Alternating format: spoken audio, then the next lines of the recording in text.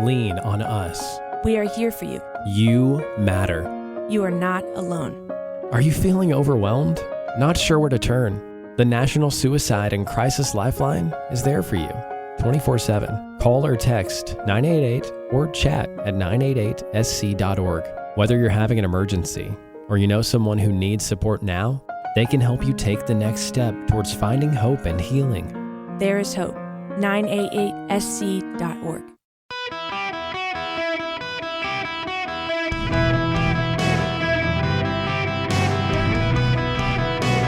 Welcome to the Eric Erickson Show podcast, Hour 3.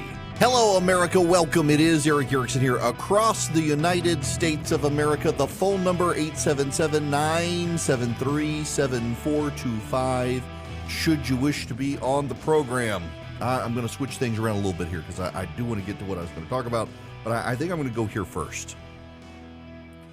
Rumors are a buzz that an indictment against Donald Trump could come as early as next Tuesday in Georgia from, I've always said Fani Willis. I'm told it's Fani Willis, the district attorney for Fulton County, Georgia.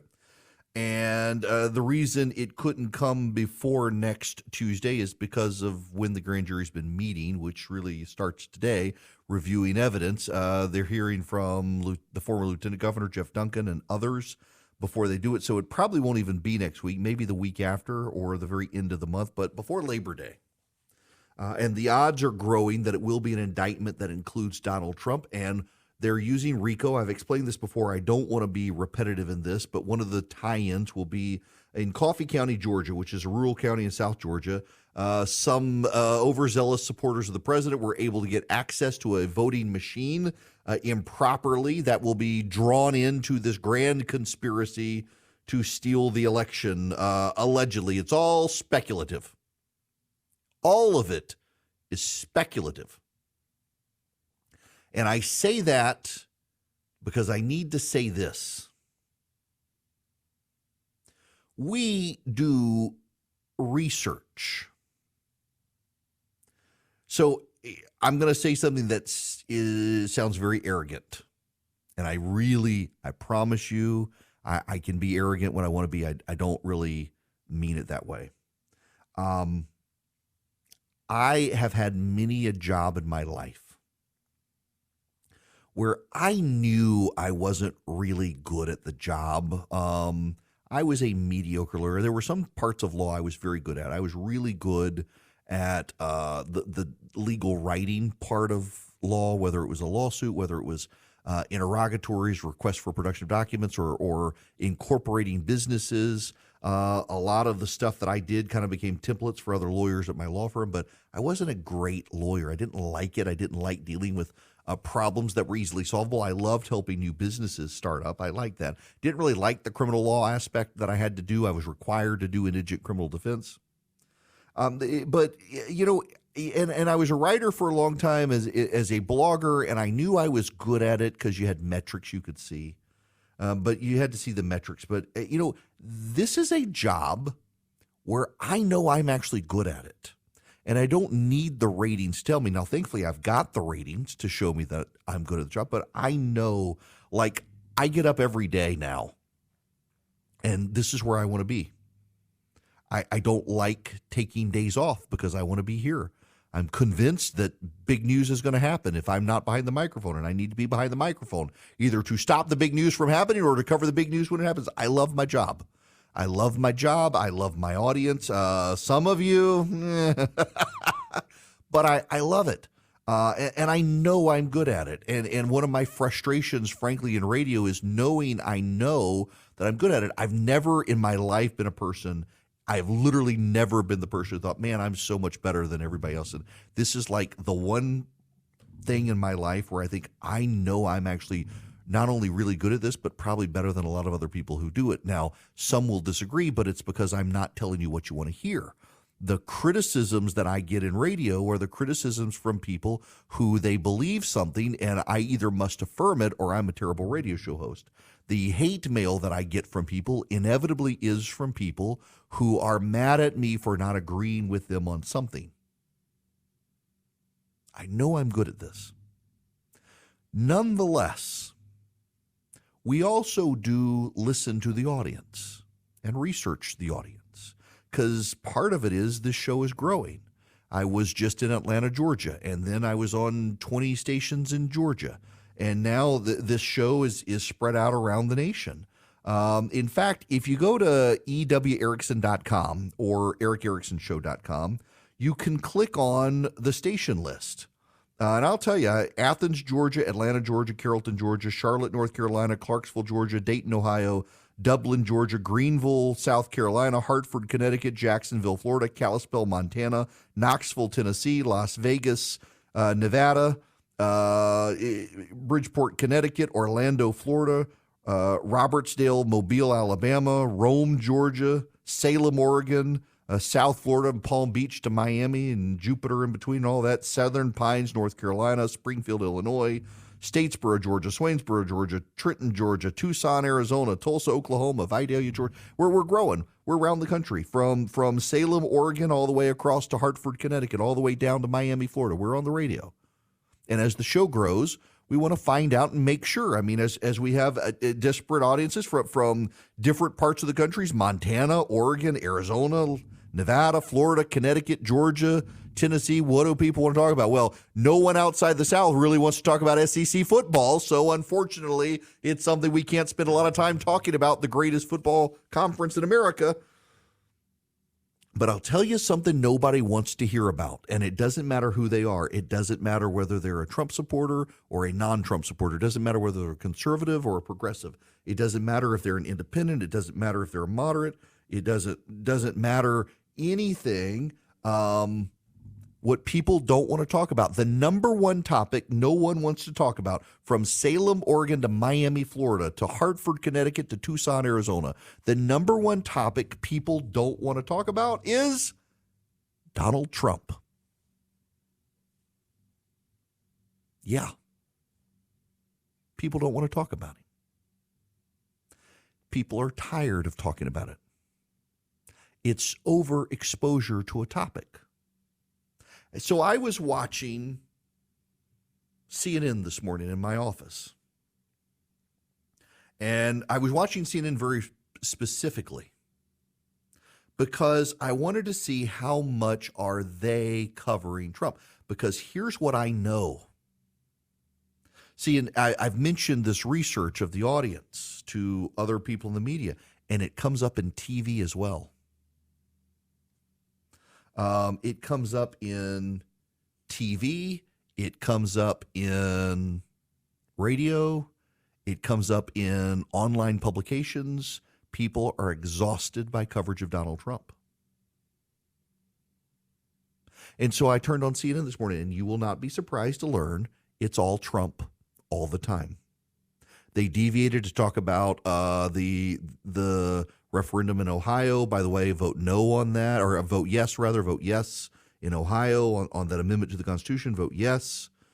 But I was just kind of gobsmacked by how much of it, and this is the thing. I mentioned at the very beginning that I was speculating based on what we know in Georgia. Everything in the media right now is all speculation about Trump. It's all speculation. All of it is speculation. They don't know for certain. They're reading tea leaves. They have legal experts. They have no idea. They're just flying blind with speculation, and the public is exhausted by it. We have to talk about it some, but if you've listened over the last few weeks, I've tried to be very deliberate about when I talk about it and how I talk about it, because I'm mindful that if I'm exhausted by a topic, and I'm kind of an early indicator, I guess I'm a lagging indicator. When I'm exhausted by a topic, typically the audience is well past being exhausted. And I'm exhausted by the topic. This is a news talk program. The difference between talk radio and news talk radio is that I do have to talk about the news. I can't just talk about kittens and puppies all day. I got to talk about the news, and it's relevant to a degree. But to a degree, and that degree has been exceeded by so many of the news outlets of America, and you're not learning anything new. They keep trying to draw you in. They're convinced you want it. And look at the ratings. Look at the ratings. Fox News is dominant. Newsmax is surging. Even News Nation is surging. Now, Leland Vittert is a friend.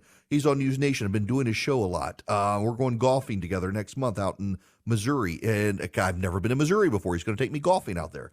And their ratings are rising, and they're not obsessed about Donald Trump.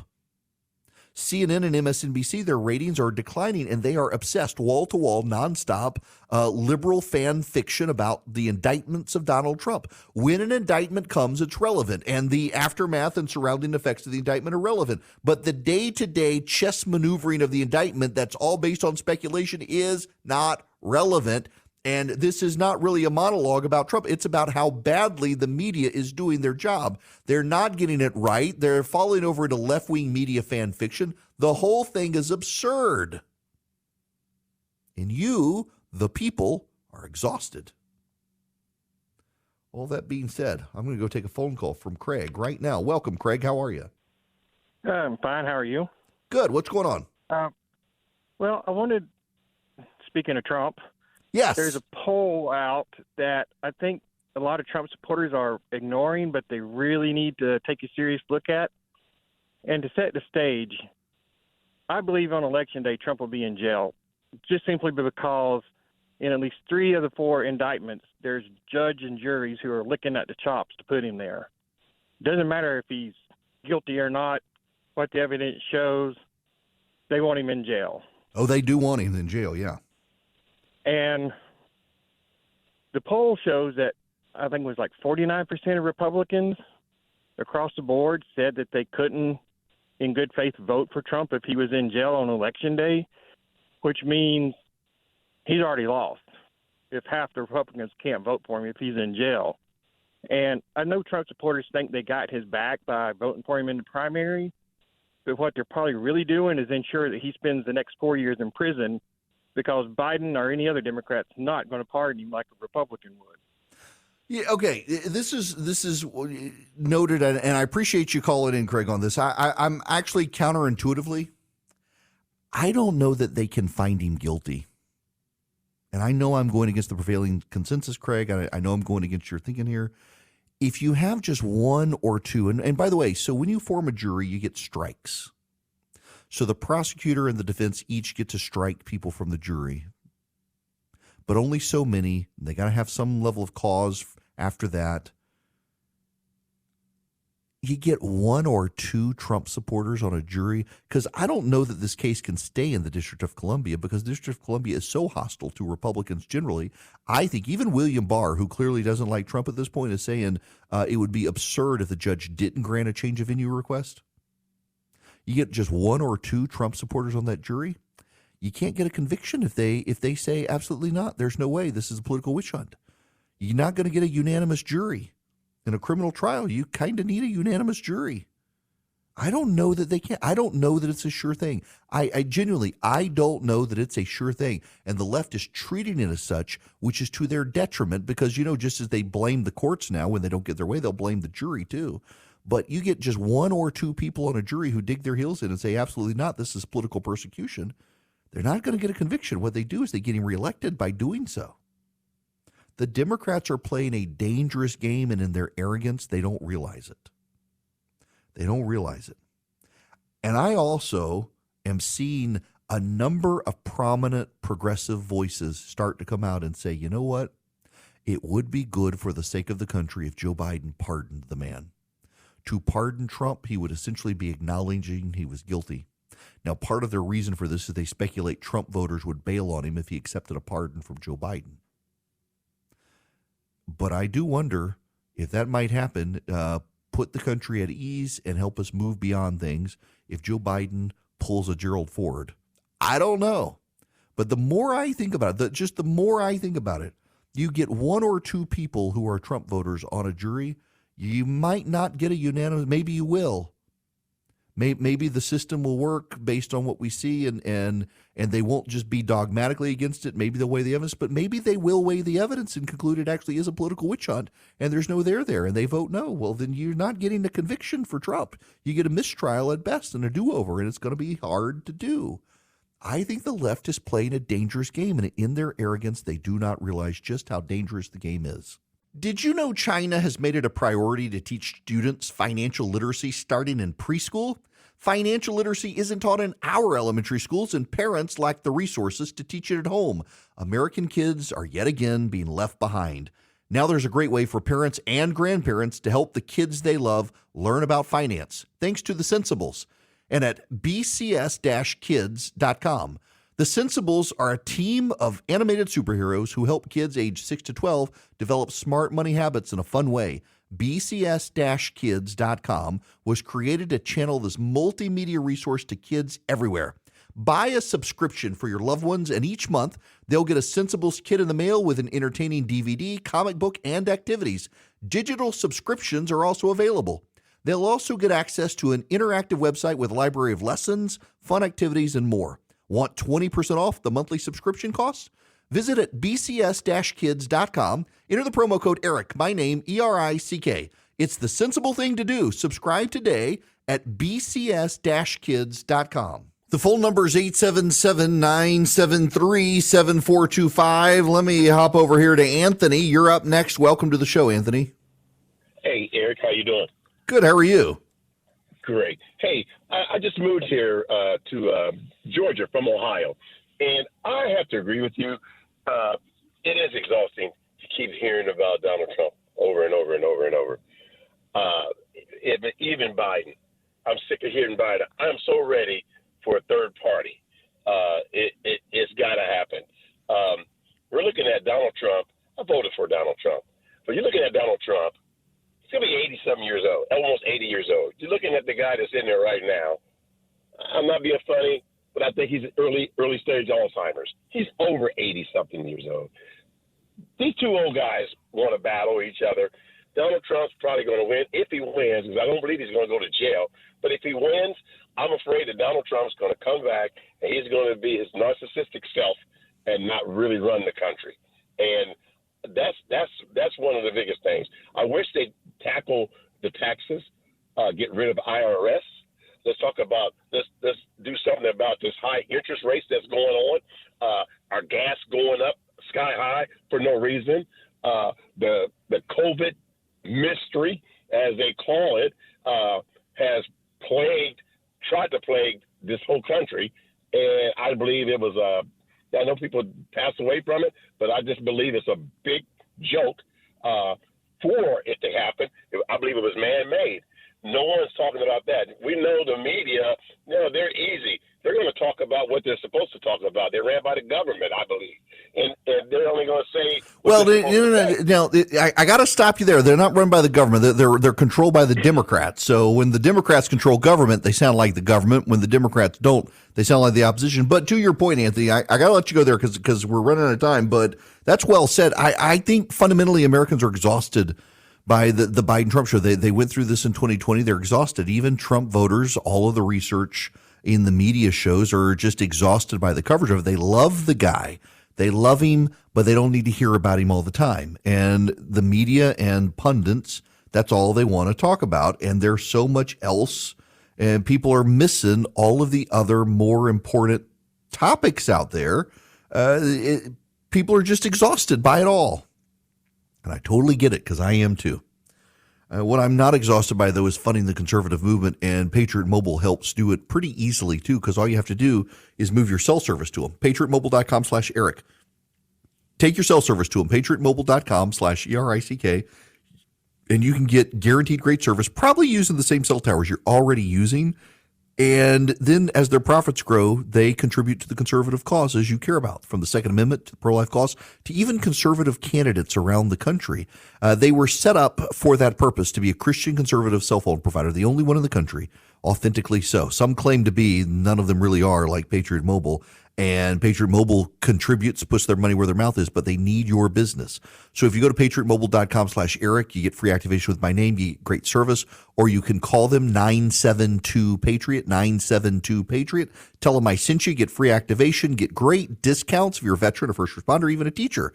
patriotmobile.com/Eric or 972-PATRIOT.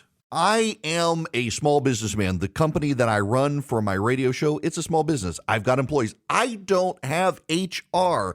You may be in that situation, and you may really need HR. Well, You may want to talk to Bambi. When running a business, your employees can create all sorts of interesting situations and they could get you in trouble. What happens when two employees are squabbling? One of them smells bad all the time. What do you do? How do you navigate the rules? With Bambi, you get access to your own dedicated HR manager starting at just $99 a month. They're available by phone, email, real-time chat. Onboarding and terminations run smoothly. Team members reach peak performance. Your business stays compliant with changing HR regulations. Let Bambi handle your employees for you. Their HR autopilot automates important HR practices like setting policies, training, and feedback. Listen, you want U.S.-based HR managers who give you experience, expertise, a personal touch you need to make it seem like they're a part of your team. They could cost $80,000 a year, but Bambi starts at $99 a month. Schedule your free conversation today to see how much Bambi can take off your plate. Go to Bambi.com right now. Type in Eric Erickson under podcast when you sign up. It'll help you. It'll help your company grow. It'll help you keep peace of mind. It's spelled B-A-M-B-E-E. BAM, B-E-E.com. Bambi.com. Type in Eric Erickson. Greetings. Welcome. It is Eric Erickson here across the United States of America. I now want to talk about lazy girls. This is somewhat ridiculous. Yes, we're talking about lazy girls. I find this stuff so annoying. Axios is a news site in Washington that has rushed to become as progressive as possible since its debut. And it was a news site that would give you nuggets of information and easily digestible bullet points you can go on about your day. And they rapidly moved into, you name the left-wing language. Axios now does stories about the unhoused instead of the homeless and about pregnant people instead of pregnant women. They have rushed to embrace every single left-wing Orwellian change of language. It's ridiculous. And one of the things that they do is they highlight TikTok trends and try to make them really big news stories when they're really nothing of the sort. So, for example, Axios was the news outlet that started all the coverage about quiet quitting. Now, do you know what quiet quitting is? Quiet quitting is the idea that you go to work and earn money, and then you use that money on the things you actually like. What almost every American of every generation has always done until Generation Z came along and decided that they would only work at jobs where they actually cared about what they were doing and they would bring their whole self to the office and pour everything in. And it turns out that a lot of employers were, hey, well, this isn't a political place. You can't do that here. And they began quiet quitting. According to Axios, they began quiet quitting because that's what they were calling it on TikTok, as if the whole world is new and no one before them had ever got a job just for the money so they could go do other stuff. And then the next trend Axios highlighted was called Bare Minimum Monday. Again, people on TikTok started talking about it as if it was something new. Every single person listening here who's ever had a job in an office knows what Bare Minimum Monday is. You come in on a Monday and you do the bare minimum to get by for that day because you're exhausted from the weekend, and you'll catch up with the rest of it Tuesday, Wednesday, Thursday, and Friday. Every single one of you knows, but it became, Axios said, this thing where people were coming in and they were doing the bare minimum on Monday. They were checking their emails. They were responding to correspondence. They were catching up from all the stuff that happened on the weekend before moving on to new projects, as if that's never been done before. When I was a lawyer, I specialized in bare minimum Mondays. You come into the office on Monday and all the partners had sent you stuff over the weekend, your work is piled up and you're just going through and organizing. I got to do this, I got to do this, got to do this, got to respond to this and respond to this, and I got a deadline for this. Get the rest of the week organized on your Monday because you're not going to do it on the weekend. And now it's some brand new thing thanks to Gen Z on TikTok, according to Axios. Well, now the latest. Again, according to Axios, because of a stupid TikTok trend, is lazy girl jobs. How absolutely ridiculous. But it's become a thing because now other people are citing this Axio story as if it's some big thing. Let me tell you what a lazy girl job is. And you tell me if it's something new. You ladies, instead of working your way up the corporate ladder to try to get to the $200,000 a year job, are perfectly content doing the $80,000 a year job and don't feel the need to get on the corporate hamster wheel.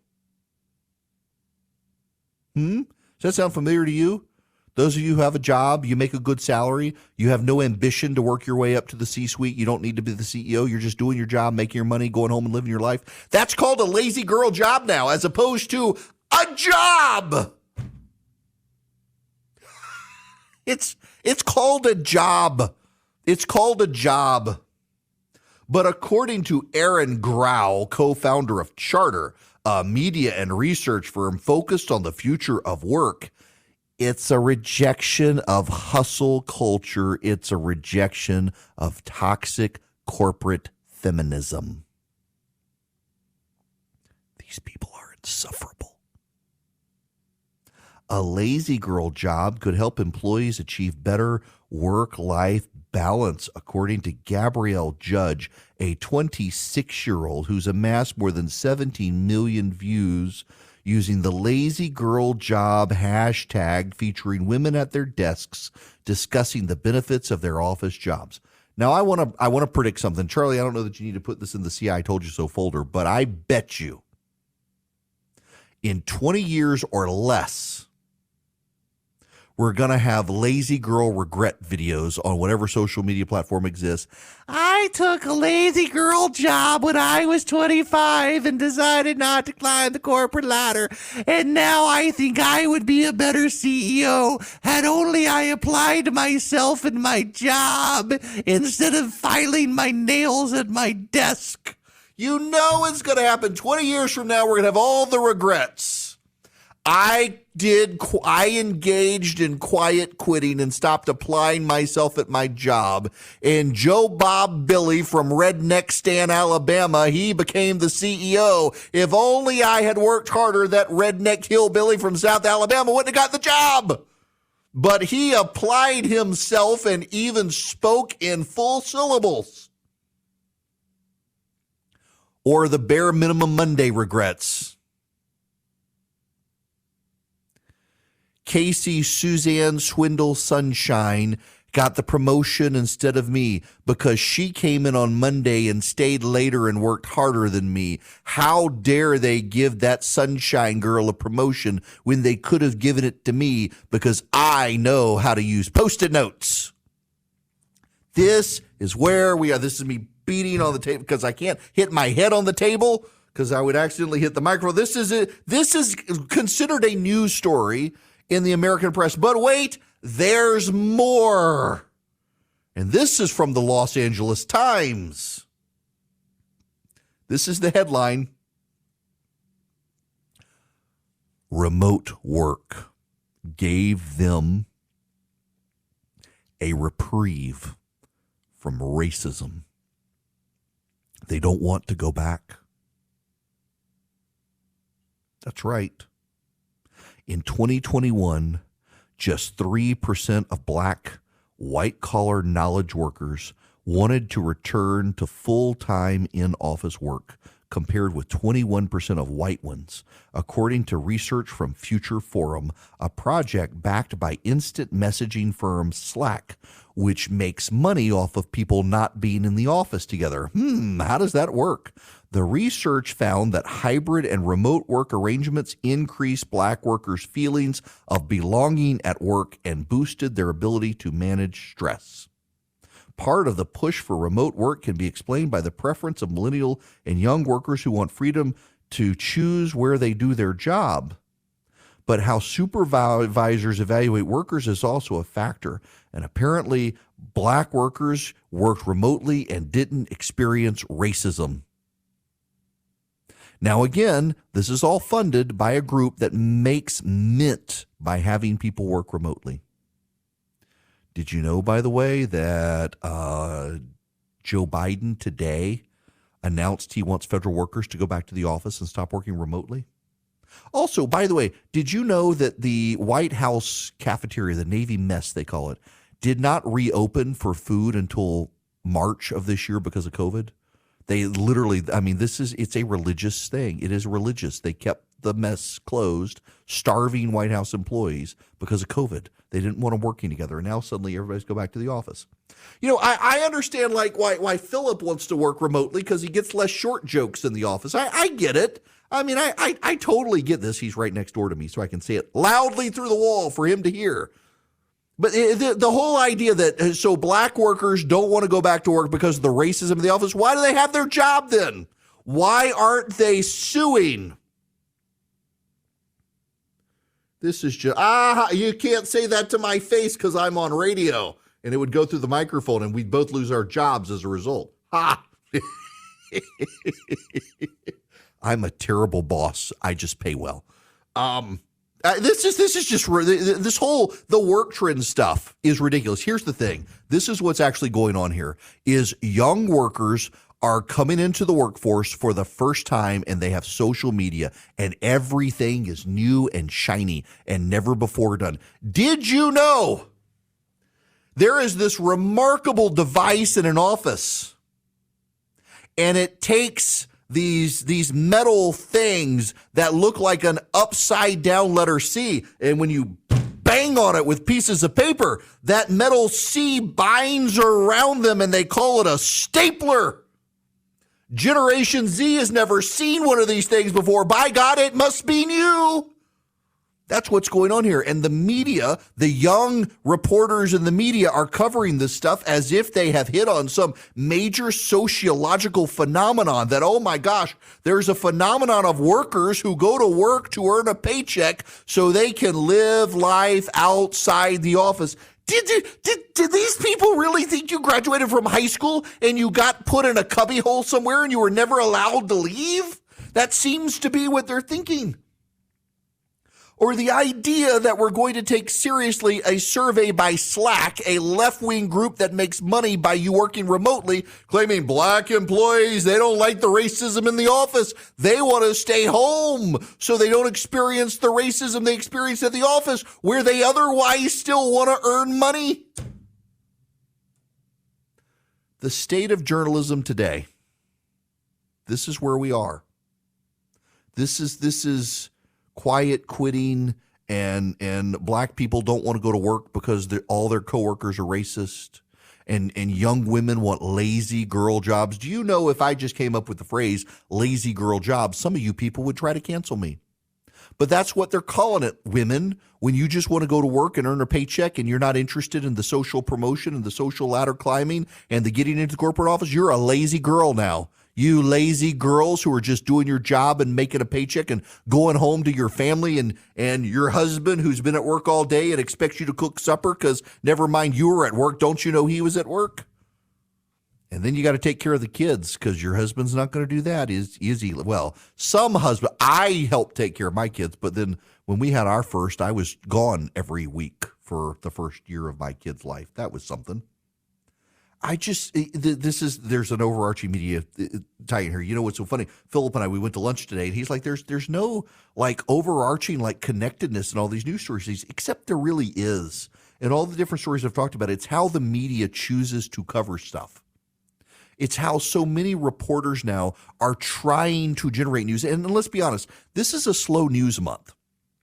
It's why we're getting so much COVID fear porn. I don't know if you've seen these stories. I saw one in the Atlanta Journal-Constitution. I've seen it in the New York Times. I've seen one in the Los Angeles Times, USA Today. COVID is rising again. The number of people getting COVID is coming up. I actually know somebody the other day who got diagnosed with COVID. Haven't heard anyone diagnosed with COVID in a very long time, and suddenly someone did. But the media is playing all of this stuff up. And do you know why? Why we're getting the lazy girl job stories? Why we're getting the black employees are afraid of the racism at the office stories? Why we're getting all the overflowing stories about climate change? It's because it's August. And you're scratching your head. Let me explain this to you. Congress goes home for the month of August. Joe Biden goes to the beach. Kamala Harris goes to California. there is no news in August as far as the media is concerned, because all of the bureaucrats go on vacation, because all of the congressmen go on vacation, because the president and vice president go on vacation, because in Washington, D.C. and the surrounding environments, schools don't go back until after Labor Day. Here in the South, all of our kids have started going back to school. In Washington and in southern Maryland and northern Virginia, they don't go back until after Labor Day. So August is traditionally when Congress goes on vacation. It's when George Bush would go to the Crawford Ranch. It's when Barack Obama would go to Martha's Vineyard. It's when Joe Biden spends a month in Delaware, and all the congressmen go home. So there is no news. So August is the month that the media overplays the most meaningless news stories of the time. And so that's all they've got to talk about: lazy girl jobs, racism at work, people not wanting to return to the office. And Trump, did we mention Trump and the indictment of Trump, Donald Trump, the indictment? We got to tell you what might come. It's all speculation, but we're going to talk about it because there's nothing happening in Washington, D.C. So it's all nonsensical news designed to make you tune in and be scared of the weather and scared of COVID and scared of each other and scared of your coworkers and call girls who work lazy. And it's the media doing it, not me. Hello, welcome. It is Eric Erickson here. Delighted to have you with me here. Mike Pence looks like he's going to make the presidential debate. Now, this is good. Apparently,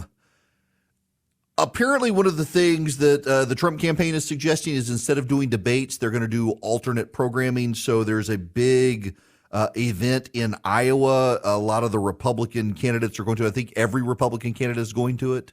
But the former president decided he's going to do his own thing and try to draw a crowd away from the thing everybody else is doing. Well, Mike Pence is now suggesting maybe Trump will have the courage to show up on the debate stage. I don't know that he will. I think he'll do his own thing. Fox News is trying to get him there, but Pence has struggled. And, you know, I got to say, I'm friends with the Pences. I like them tremendously. I have known him for a long time. And as I have said on this program, I just think it reflects poorly on the GOP, whether they want to vote for the guy or not, that we're not giving Mike Pence a fair hearing, giving all he's done for the conservative movement over his lifetime. He is a profoundly decent human being. He wears his faith on his sleeve. He is guided by his faith. I don't know that he'll be president of the United States, or I don't know that he'll make it through a Republican primary. But I just think you've got a man who was a congressman. He was in the House leadership. He became governor. He became vice president of the United States. If anyone deserves to be on that debate stage, it's him. But it is also telling that he struggled to get donated. He's polled the right way. He's polled at a level sufficient to get on the debate stage, but he hasn't raised a bunch of money from small dollar donors, which is one of the criteria. He has now. He's gotten enough donations to get on the debate stage. But he's in this weird position. Trump supporters believe he's a traitor. People who hate Trump believe he never should have signed on to Trump to begin with. And a lot of the rest of the GOP is ready to move on. And there is a contingent of evangelicals who have never really gotten over him vetoing the Religious Freedom Restoration Act in Indiana. When he was governor, they can't let that go. But it just seems like this man deserves to be on the debate stage, and so now he will be. I'm looking forward to talking to him next Friday. I will tell you, of all the people who are coming, he's the one I've pushed very hard. I pushed him personally to get him on that stage because I really do want to ask him, why should voters choose you and not your former boss? I want to ask him that question, and I think he and Nikki Haley both need to have an answer for it. And I've told him up front, I want to ask him that question. But then I want to ask him, what is your vision for America? Mike Pence, what's your vision for this country? That's what I want to do with all the candidates next Friday at the gathering in Atlanta. I want to ask them essentially what I've done with Senate candidates and others. Who are you? Why are you running? Why you, not these other people on the stage? Why should people vote for you? Whether it's Ramaswamy or Christie, DeSantis, Haley, Scott, Pence, any of them, why are you the guy that people in this room should vote for, as opposed to all these other people? I'm excited to hear their answers next week. If you text DATA to 33777, you can subscribe to the daily show notes. You get a discount on the paid subscription, and you'll get all those exclusives next week when we talk to these candidates on stage in Atlanta. It's coming up a week from this Thursday. The gathering begins in Atlanta, Georgia, as we sit down with all the presidential candidates and ask them why them, not the other guy. Hello, it is Ryan, and we could all use an extra bright spot in our day, couldn't we? Just to make up for things like sitting in traffic, doing the dishes, counting your steps, all the mundane stuff. That is why I'm such a big fan of Chumba Casino. Chumba Casino has all your favorite social casino-style games that you can play for free anytime, anywhere with daily bonuses. That should brighten your day a little. Actually, a lot. So sign up now at ChumbaCasino.com. That's ChumbaCasino.com. No purchase necessary. VGW Group. Void where prohibited by law. See terms and conditions. 18+.